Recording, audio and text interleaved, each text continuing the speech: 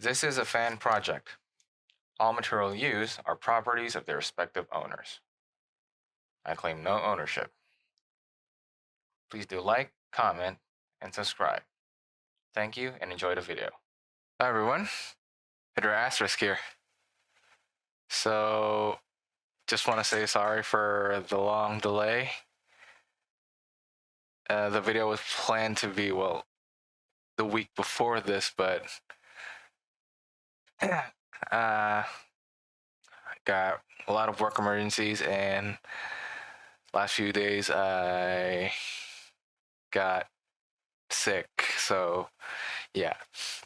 But it gave me more time to watch it twice.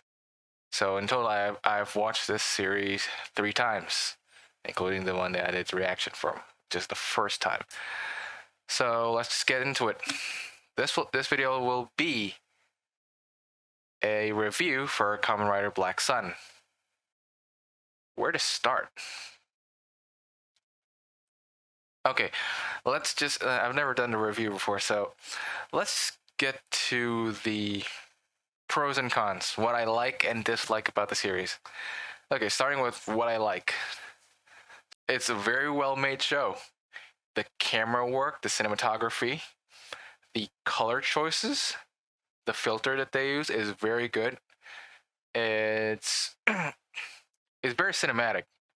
The series is very cinematic. And it's very pretty to look at. It's very good to look at. There are some scenes that just screams eye candy to me. Oh yeah, and before that, spoilers. This review is going to contain a lot of spoilers. Another good thing that I like is the character designs, especially the kaijins.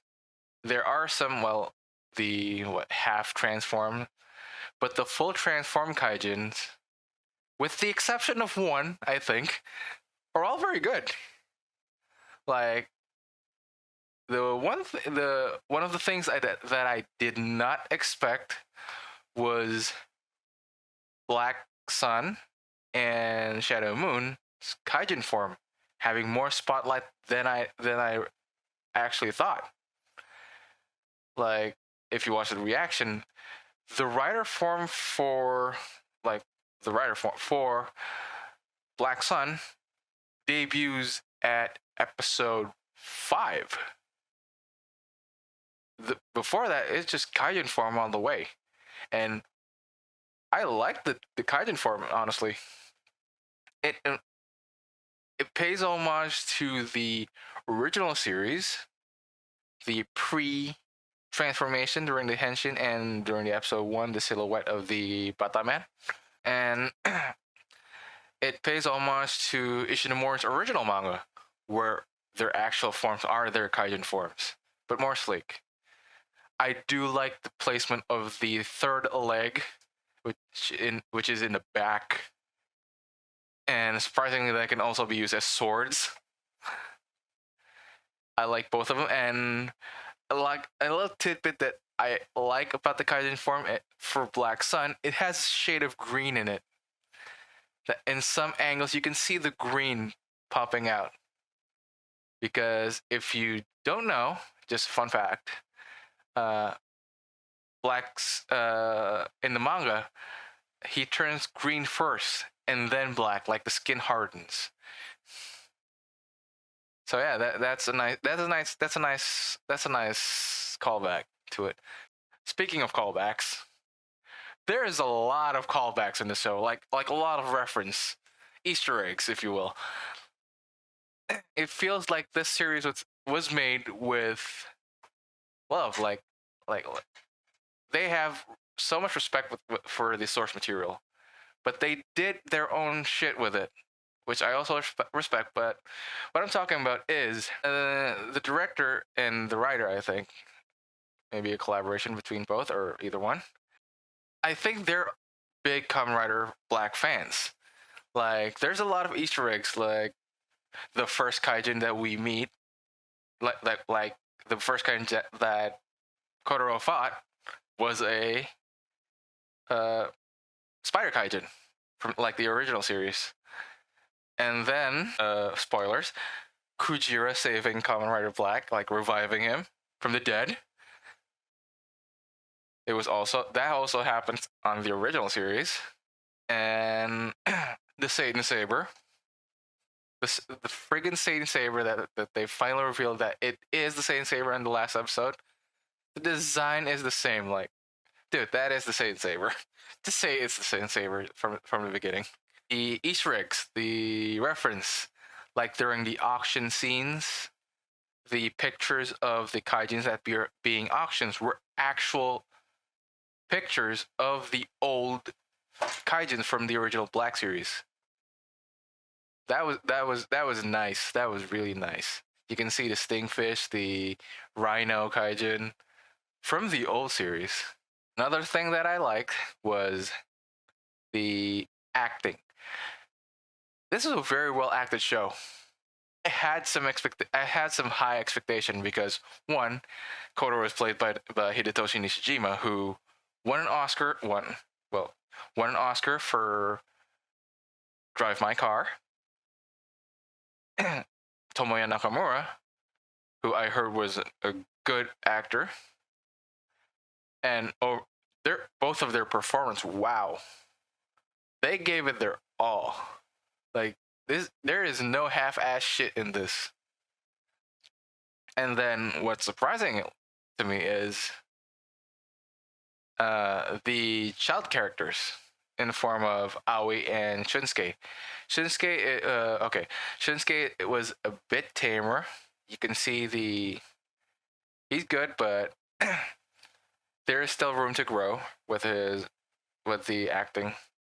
But Aoi, I'm surprised with Aoi's acting, but goddamn. And the rest of the cast, the actor who played Virginia in this, wow, he really made me hate him for the half of the series, and then after what episode 7? Yeah, after episode 7, made me question my hate a bit. That's some good acting. And FYI, the guy who played Virginia in this played John from the Attack on Titan movie, live action one. And the 3 priests were also acted very well. All of them. Like again, all of them were good. Especially on the villain side. Donami Michinosuke. Both of the actors, but more so on the present time Donami Michinosuke, who was the prime minister on the present time, who is the grandson of the previous prime minister during the past. That actor made me want to punch him in the face. The way he acted, the way Donami's character was presented, was really slimy. Like, they do not shed some good light onto him. Nothing. Another good point, personally, that I put in the pros is the story. But a lot of people could put this in the negative too. It's it has something to say. Like, there is a message, and not a subtle message, but I am okay with the unsubtleness. It's very ham-fisted, but I'm okay with that. The message of racism is bad, anti-discrimination was, I think, handled pretty well. And as for the pacing of this show is quite slow at the beginning. And that, I said before, might come as a negative to some, because it takes a time. The series takes its time to progress. Like, it's a very well paced, but it's on the slow side. It ramps up in the tempo around the midpoint, around, well, I think episode 5 or 6. Around 5 to 7 is where that I think the tempo begins to speed up. Characters are very good in the story. The changes that the creative change the creative changes that happen during this series, at first I thought were a choice, but it fits for this universe. At first I was like, okay, what? Really? But as the series goes on, as episodes goes on, as I watch it, you can see it in reaction. I grew to love them. Like, first of all, Kotoro's character. I did not expect what they're about to what they've done with him. Like there's two separate Kotoros, like the past and the present. I'm speaking mostly on the present side. Wow. Him like having a limp, living in the middle of nowhere, like being done with shit. He is emotionally. He's done. He's disillusioned with the world.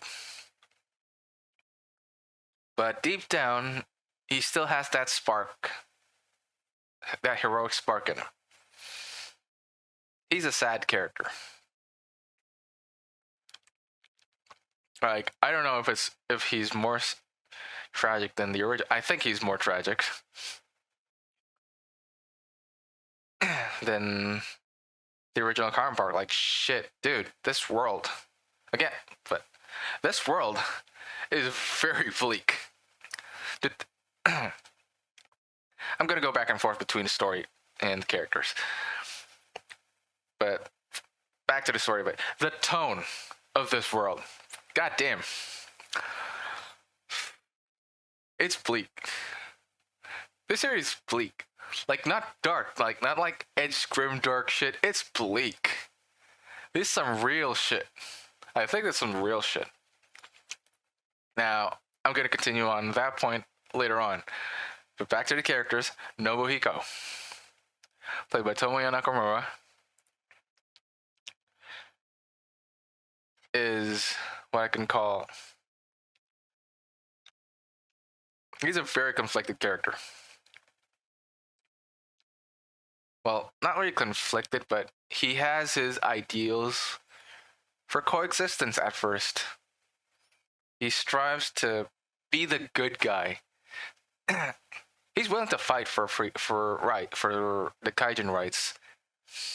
But well, shit happens and he snapped. He friggin' snapped.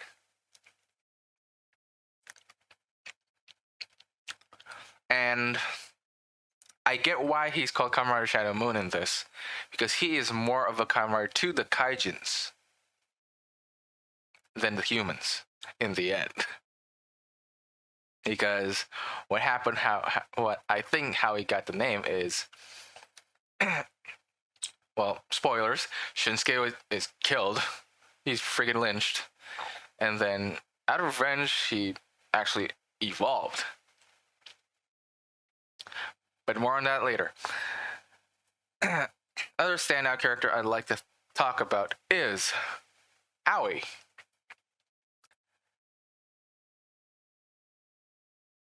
I did not expect Aoi to be, well, this enjoyable.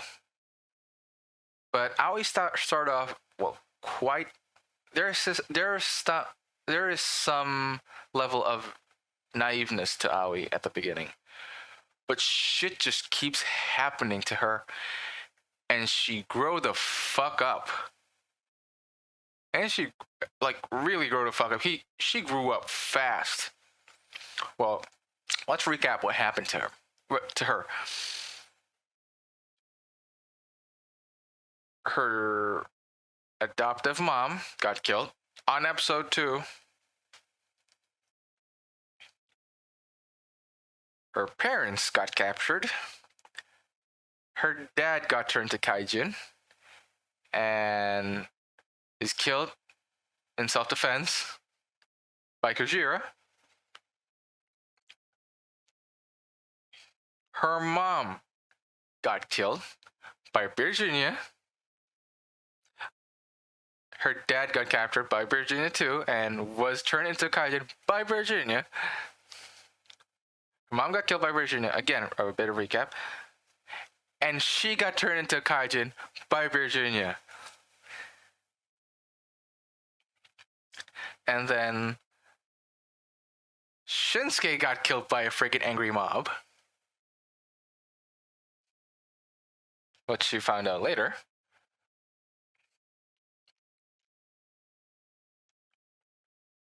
And then shit happens to Kotaro, which I'll talk about later. Still spoilers though. She grew the fuck up in the series. In a span of 10 episodes, she grew the fuck up. The end point on her was a bit confusing at first, but after 3 times watching it now, after watching it for a 3rd time, I come to a conclusion that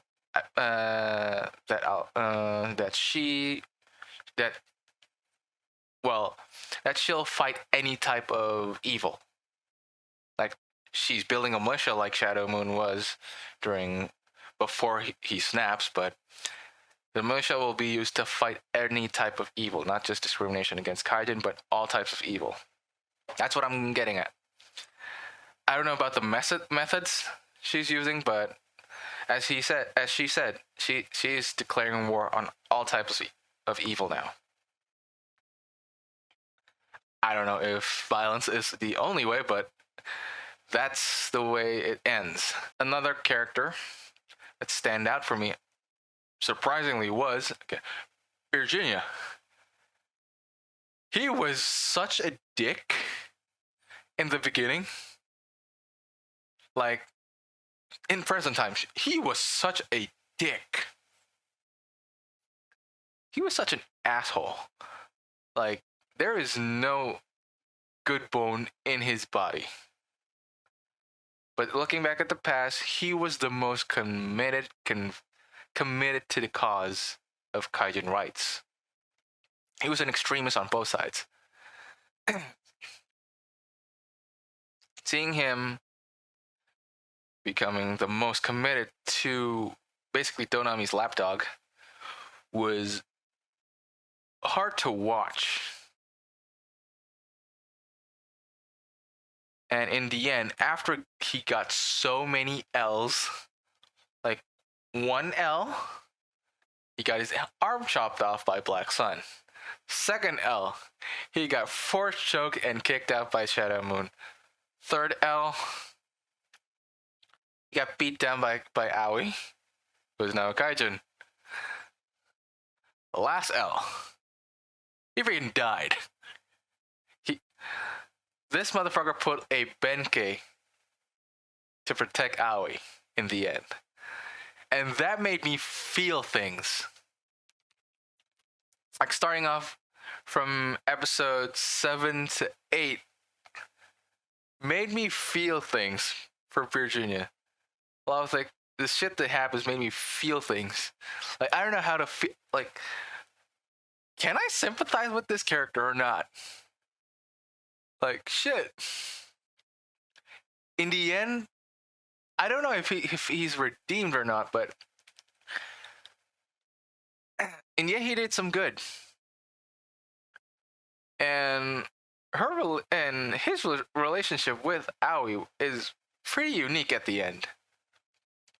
With her whole, I can kill you anytime, you know that, right, bitch? Virginia's pretty much guilt-ridden at that point, I think. So, I know I'm gonna die one day. Just let me just help you at this time. I know you're gonna kill me one day.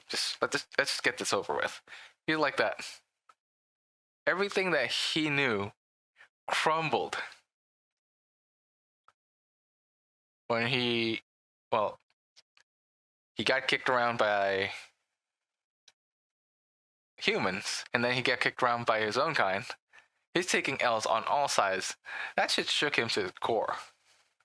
And then the revelation by Nobuhiko's dad which basically says that his god was not a god at all.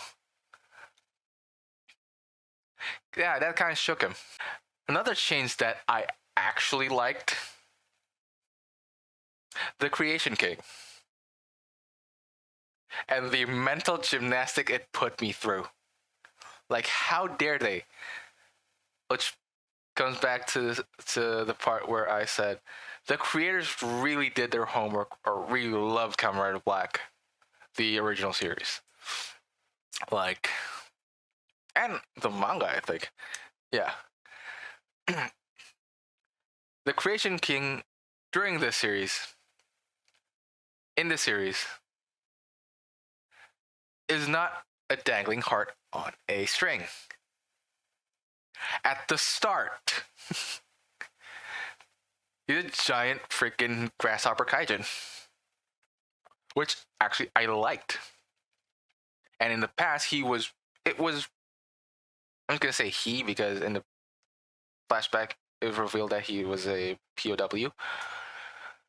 In the past, during the first time he was created, he was pretty human-sized. And as his time grows on, he grew. He grew. And another thing that I liked was there is a level of, well, a bit of sentience to Creation King. But in the end, the Creation King ends up being a product. Which is another spoiler. Kaijins are a product, which originally was going to be used as weapons of war. Planned by Donami, the current Prime Minister's grandfather at the time, who was Prime Minister. And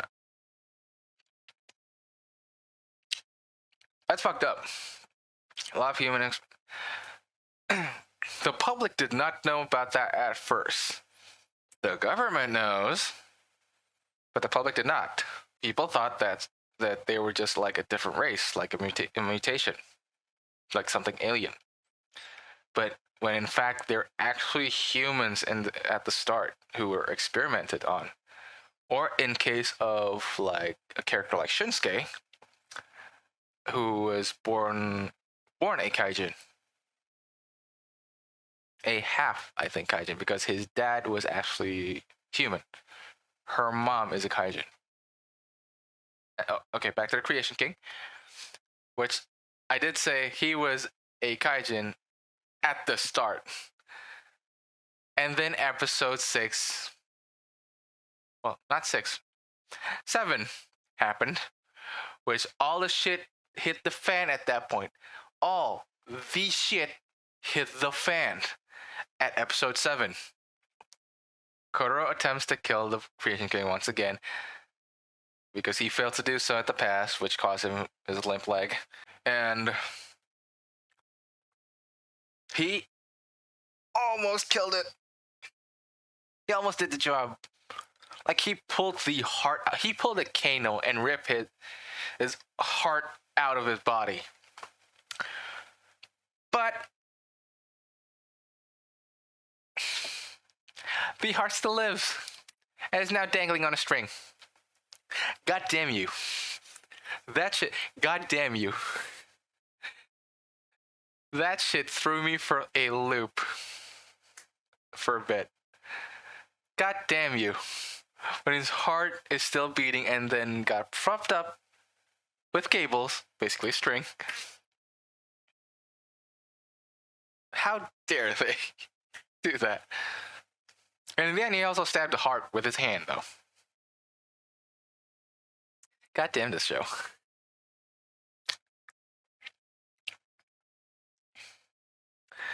Okay, so this part is probably going to be a lot of spoilers. So I'm going to talk about the end of the series. So Shadow Moon has snapped because Shinsuke's dead. And basically pull a Magneto now. He's Magneto. Like, fuck coexisting. We're the superior race. Fuck you. Yeah, basically like that. And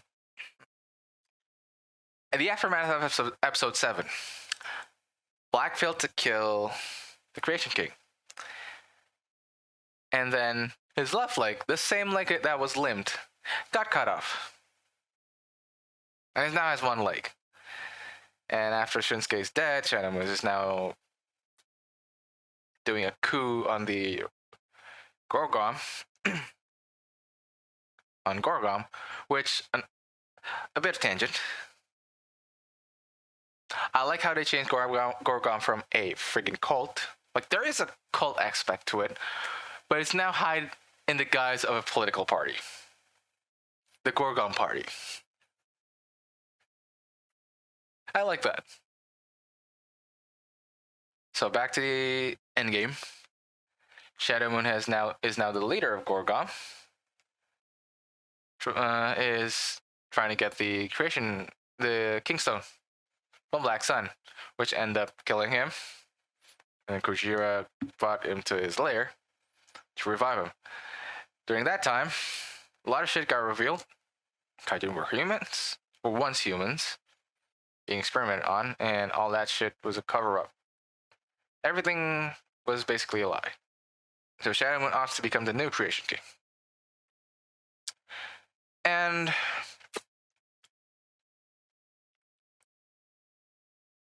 Black goes in for the final battle to kill him.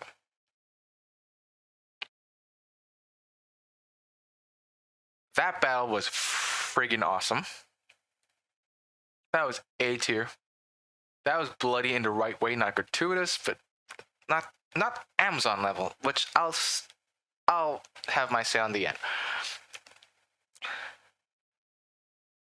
It has an emotional ending. And Shadow Moon dies. And Black's going to kill the Creation King. He's going to stab the heart with his arm. But shit didn't go as planned, apparently. So here's another shit that I would say the director or the creative in this episode really did their homework. I really love Kamen Black, the source material.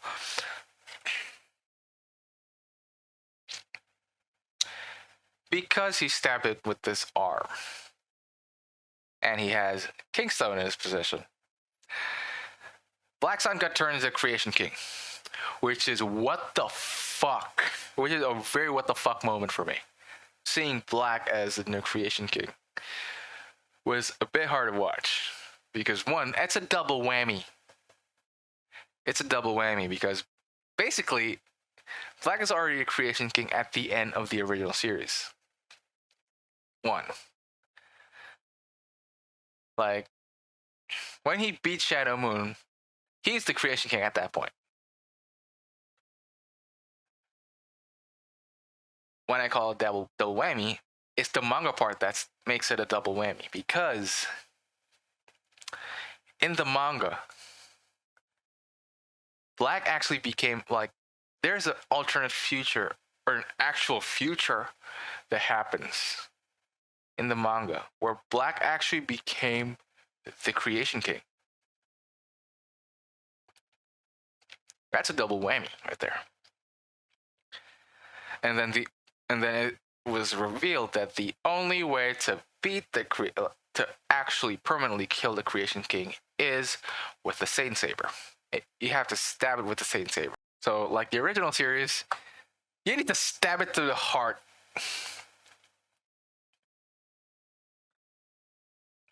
And that's actually what Aoi did. Aoi came back to the Gorgon lab, saw Kotaro as a Creation King, which has a bit of sanity in him. There's a bit of sentience in him, a bit. He wants to die at that point.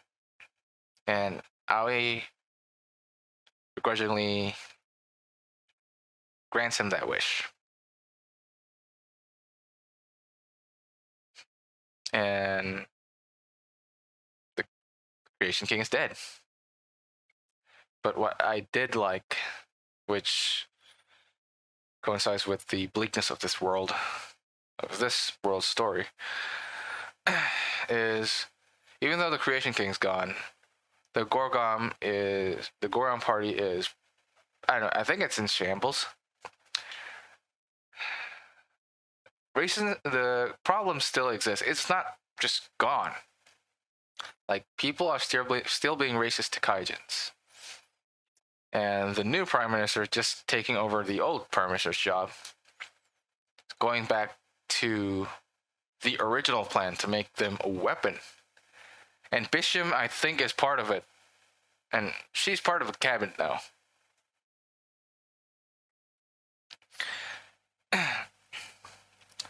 And Aoi's made a new militia to fight against that evil. Another pro for that. Episode 10, beginning scene. The friggin' madman of this show. Whoever did that deserved a raise. The friggin' original Kamen Rider Black intro sequence. They use that and the song and the shot, but using all Black Sun footage.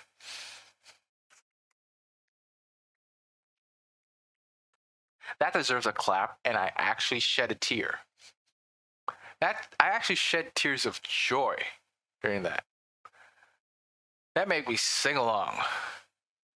That made me go back to when I was a kid. Like a wee boy. Watching, well, here in Indonesia we said, Ksatria Baja Hitam. On RCTI. Like, shit. That made me regress back to the old age, to my younger self.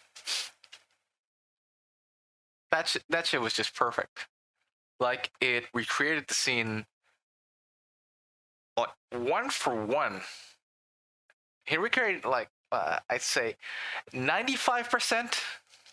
It didn't recreate the fact that it's a different bike. What I mean was, Battlehopper didn't jump in this opening, because it's more of a cafe racer than a dirt bike. Like, there's no shot of him jumping through windows or jumping through a bridge, because it's a road bike. It's a cafe racer. And I'm okay with that. And let's go a bit to the bikes, the Battlehopper and Road Sector. They never said the name, but there was a hint to Battlehopper's name, at least. There was a helmet in Kotoro's place that says Battlehopper, and a few lyrics from the opening, which is a nice Easter egg too. I never said it was called Battlehopper or Road Sector. And the bikes were very well designed, like shit. So I think this time where I get into the negatives. And to my surprise, there are actually a few negatives that actually bug me. One is, let's just get this out of the way. When I said most of the full Kaijins design were well designed, except one. This is where I'm going to say the one. And that's Virginia's Kaijin form. I know you're trying to be, well, paying an homage to the original, where he's a dude in a costume, wearing a helmet. You can see the actor's face. But he's the worst. I think, the worst design of the bunch.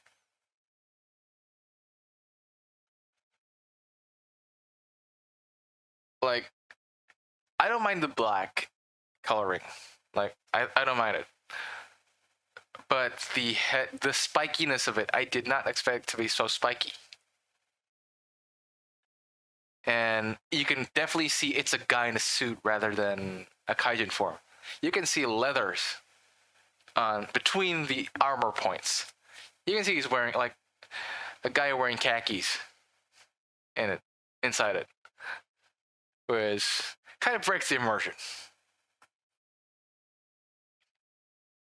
It's not like Black where you can see it's well, it's guy wearing a suit. It feels organic.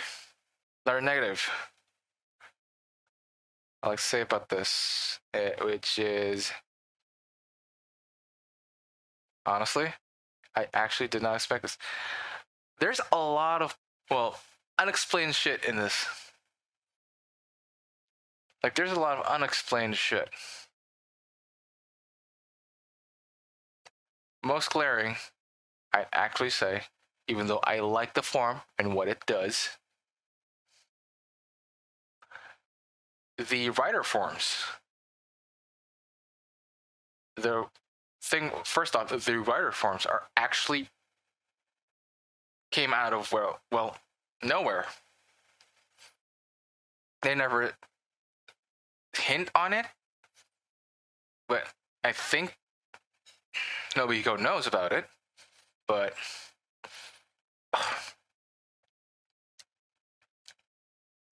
it just came out of nowhere. As much as I like the scene, I like the scene very much of Koro finally doing a henshin. And the henshin pose is 1-to-1 verbatim.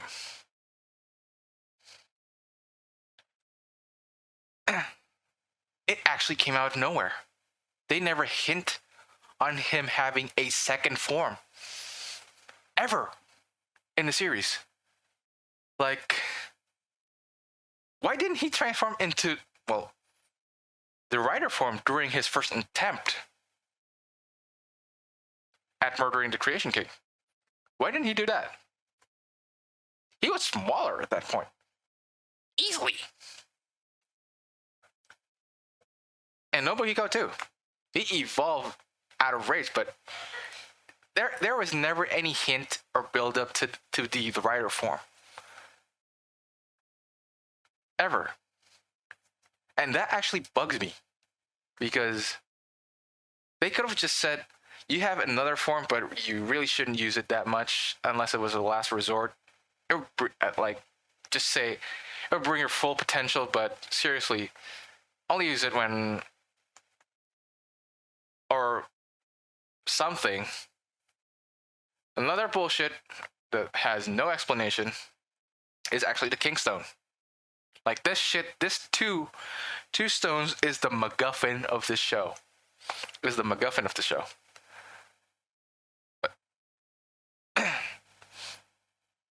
And I'm not saying the changing in hands were bullshit. Is the nature of the Kingstone itself, I think, is a bit bullshitty. One, there was I've watched this 3 times. Does Black Sun and Shadow Moon have 2 Kingstones in them? Or 1? Because all the times I've watched this, when they were transformed into kaijins during, kids, they only put 1 stone, right? And they gave that stone to Yukari. Both of them gave the stone to Yukari. And I think, shouldn't they be, I don't know, there should be some drawback to that, right? Well, I guess there is, because Black Sun didn't heal his leg properly. But the bullshit, what I'm more saying to is, there's the fact that more to their rider forms. I thought that, Awie's got it. I got the Kingstone now, and I'm gonna put it back in me so I can access my rider form. No, that shit did not happen. Same with Shadow Moon. Both of them transform into their rider forms without the Kingstone in them. And that shit kept going. Until Shadow Moon gets the Kingstone and put it back in him. But Black, even when he was revived and powered the fuck up, he did not put the Kingstone in him. And that, I think, is bullshit. But yeah, that's bullshit, I think. There's a lot of unexplained shit. And the most egregious part of this unexplained shit, I think, is this shit came out of friggin' nowhere. Like, I was, what? When did this happen? Was there a time skip during this? Like, no. Maybe like a few days, a few weeks, but when? Is where in episode 10, after the Creation King gets killed by Koro and Koro becomes a new one, Aoi gets a driver. Like, Aoi gets a belt, like a rider belt now. When the fuck did that happen? And she activated by performing the Black Henshin sequence.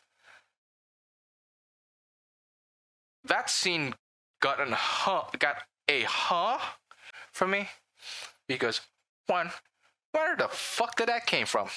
2, when the fuck did that happen? 3, how the fuck did that happen? Like, Aoi got turned into a kaijin. She got 2 forms. Well, first one is the nymph form, when she was just transforming, and it's CGI. It's still white, and then a hardened end became silver. Like, she could easily pass off as an Orphnok at that point. And no belt. She transformed into a kaijin a few times after that, and no belt.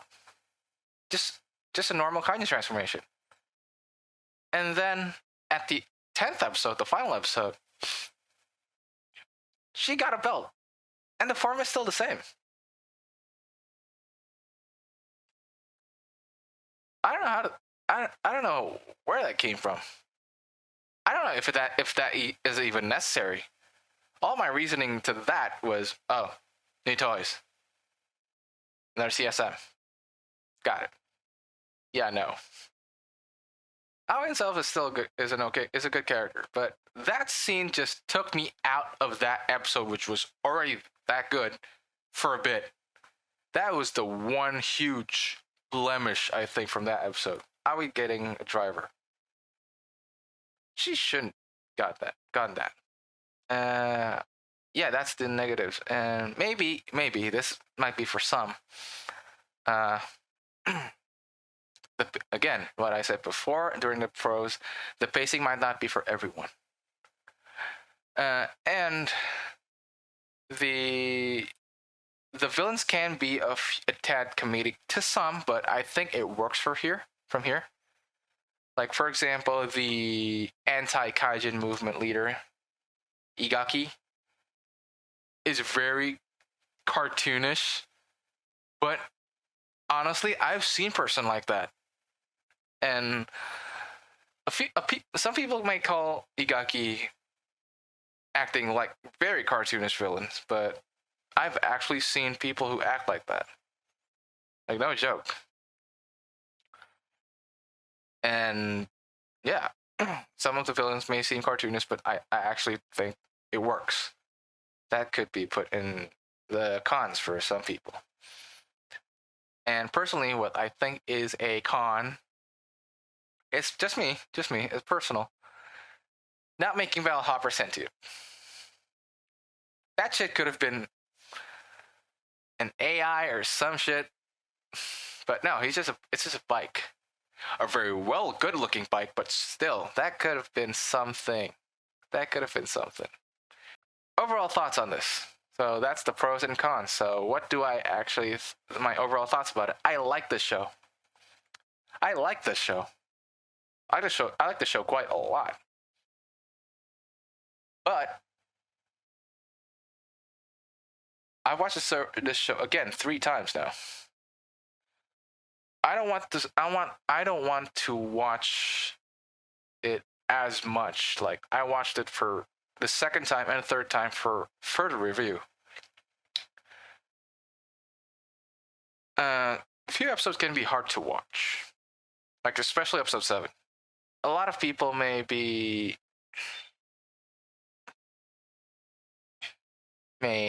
not like the take that the directors and writers are going with this. It's not.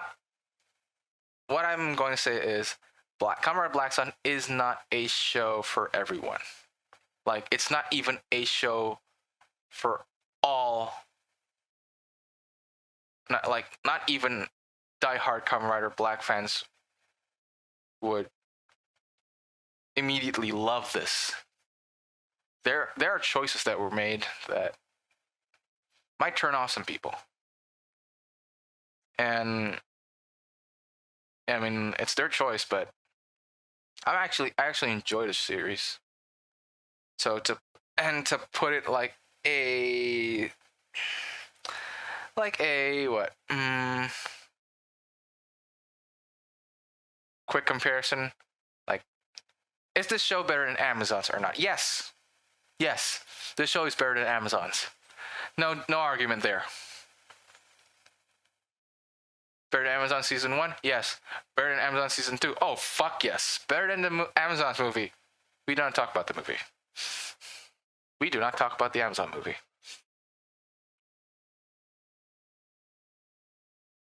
This show has a better execution than Kamen Rider Amazon's. A much more compelling characters than Kamen Rider Amazon's. The color filter is better than Kamen Rider Amazon's.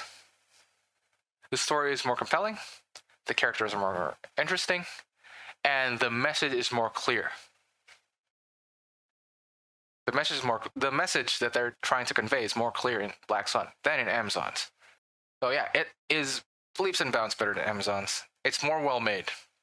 And the blood and gore, well, the show is bloody, mature, and violent. I'll say this. It's tasteful violence. It's tasteful. All the shit that it's done is more tasteful than Amazon's. Like, it has a purpose. The gore has a purpose, I think. More so than Amazon's. Like, Amazon, it's a gore fest. Everything is a gore fest. And CGI blood, too. But here, it's more tasteful, I think. The gore is more tasteful. I think this series should end right here. It's a very well-made series, and please do not continue it. Do not make a season 2. Do not make it RX. Do not make it RX of this. Like how? I even replied to them. How? Konoha is fucking dead. You want Aoi to be the main character?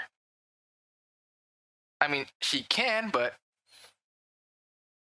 it's not gonna be called Kamen Rider Black Sun anymore, or Black Sun RX. So yeah, please, Toei, Bandai, please don't make a season 2 of this. Please don't. Just end it as it is. Move on. Make another different one. Like, we're having Shin Kamen Rider next year. Focus on that. And then, just maybe, make another anime. Fudo was good, but it's quite horny. So, guess that's it. That's my review. I'm not gonna give it a score, like, is it a 9 out of 10, 7 out of 10, 8 out of 10? I enjoyed it, but the question is the actual question that actually was posed to me by my friends with, did I like it better than the original Kamen Rider Black?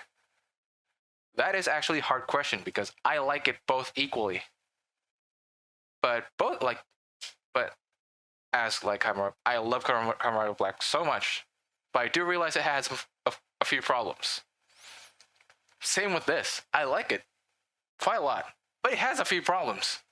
It's not perfect. Both of them are not perfect. So yeah. Is it better than each other, than the other one? It stands head to head, I think. For me, I like it as much, but it has the same problems. Not the exact same, but it has the same amount of problems. So yeah, I guess that's it. That's my review for Kamen Rider Black Sun. Sorry if I forgot a few things. You can please do leave your comments below if I do forgot some stuff. I actually really appreciate it. So yeah, guess that's it for the video. That's my first review. Hopefully, as it goes on, it gets better. So, next video, well, I'm going to release after this is a backlog of recordings that I need to edit, which is the V3 gameplay.